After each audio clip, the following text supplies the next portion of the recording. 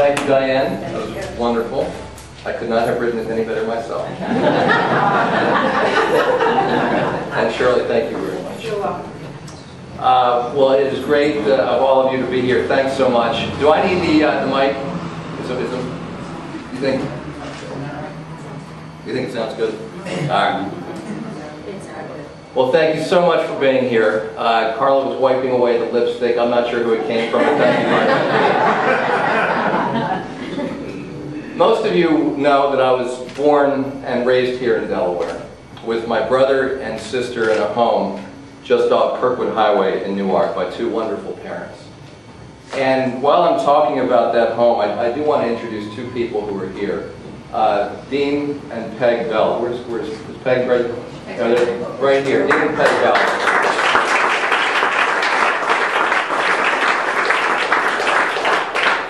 I grew up just a few houses away from the Belts, and they were like second parents to me. They've since moved to Lewis, and it means a lot to me that you're here, so thank you. And many of you know that these days I am lucky to be living with my wonderful wife, Carla, and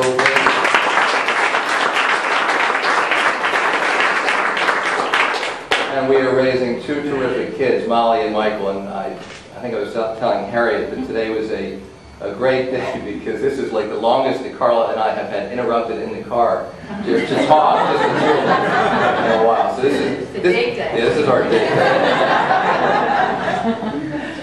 And some of you know that before becoming state treasurer, I spent many years trying to build a small business into something a bit larger. Those years required me to spend a lot of time traveling all over the country to form what eventually became known as Nextel, or as it's known in some parts as NASCAR's biggest sponsor.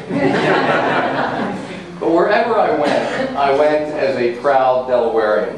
And people would often ask me, what makes Delaware so special? And I told them that in Delaware, everybody knows that we're in this together. Our sense of community defines us and strengthens us.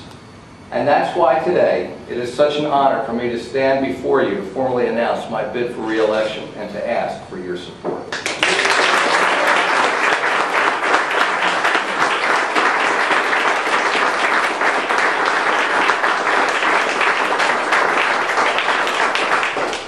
And I want to let you know that together, every one of the thousands of doors we're going to knock on, the tens of thousands of phone calls we're going to make, and the hundreds of thousands of people that we're going to reach out to in these next 6 weeks will, if we work hard enough, all lead up to another special day, which is a Tuesday in early November, when I look forward to standing before you again and saying, because of your hard work, you've again given me the opportunity to work for you, to ensure that our state has a sound financial footing, and to make certain that our state government reflects what's best about us as Delawareans, our innovation and compassion, our commitment, and our shared purpose.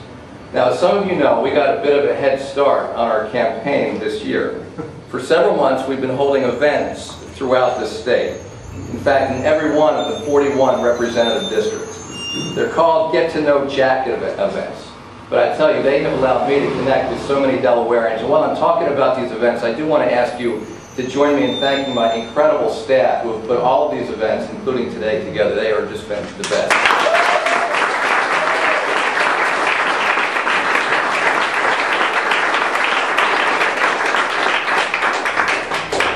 We have talked with small business owners who are struggling to compete in the global economy. We have listened to senior citizens reveal their anxieties about prescription drug costs, and we have broken bread with hundreds of families who want the American dream to be every bit as alive for their children as it's been for them. Now, I love the young people working in our campaign, many of whom are here today, and they've got all these gadgets they're working with. Together we share an enthusiasm for the latest of these new technologies. And innovations like streaming video and live blogging and Evites and MySpace have brought tens of thousands of new people into the dialogue about our state's future. But many of our very best conversations have come the old-fashioned way, courtesy of a lot of shoe leather and hundreds of miles on my bike's odometer.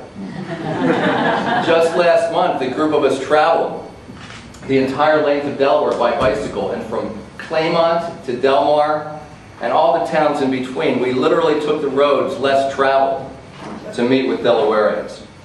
And across the state, regardless of their job, regardless of their race or their gender or their age, so many Delawareans speak with stirring passion and a striking similarity about their hopes and their aspirations. And they ask me some very pointed questions. If they work hard and play by the rules, will their children have a real shot at lasting success? And in a time when the next American Idol will likely win more votes than the next American president, how can they make it so that their elected leaders speak to them directly and focus on issues that really matter? And perhaps most pointedly, they asked me directly, what in my life made me qualified to be state treasurer? Now, Delawareans, as you know, are pragmatists, and they demand, as they should, to know their elected leaders in very personal ways. And in more than either of my two previous campaigns, I decided this time to share my own experiences so they'd understand the values and the ideals that I bring to my work as their state treasurer. I talked with them about growing up sharing a room with my older brother, about how my father was an educator and my mother was a social worker, about how we lived modestly, but how both in their jobs and in their community activities ranging from United Way of Delaware to the Cleft Palate Clinic, my parents clearly demonstrated the value of hard work and reaching out to others. I talked about how I learned the value of fiscal responsibility at a young age and how that led me to mowing lawns and shoveling snow until I was old enough to get a job working in a stockroom at a local women's clothing store. Yes. But we're not going there. How our frugal lifestyle in Newark led me to work my way through college, and how I attended graduate school at night so that I could earn a living during the day.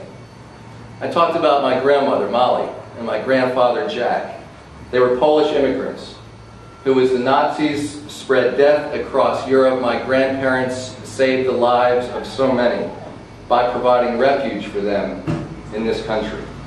How my grandfather, Jack, died literally days before the rules changed on Social Security to provide survivors' pensions, leaving my grandmother, Molly, for whom our daughter is born, so poor for so long. How no family should suffer that same fate, which is why we've warned seniors against scams by financial predators, and it's why we created the Consumer Tool Chest to help keep seniors safe and to help them prepare for their retirement. I also talked a lot about two of the jobs I had before this one and the way they shaped how I look at this office.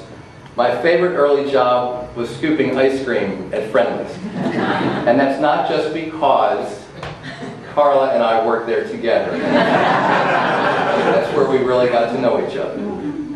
The primary lesson at Friendly's was all about discipline. You had to show up for work every day. You had to treat every single order with incredible care, because while it might be the 43rd Sunday you made that day, it would be the only one that week for that grandmother to share with her granddaughter, and they deserved it to be just right. Back then, Friendly's held its employees to its 7 standards of service, so that every guest had to have a napkin and a greeting within 30 seconds, and you had to take their order within 2 minutes. This entire staff shared tips, so you owed it to everybody else to do the very best job you could. And one of Friendly's most important lessons was the real cost of things, what it meant to have to work for 4 hours to make $12.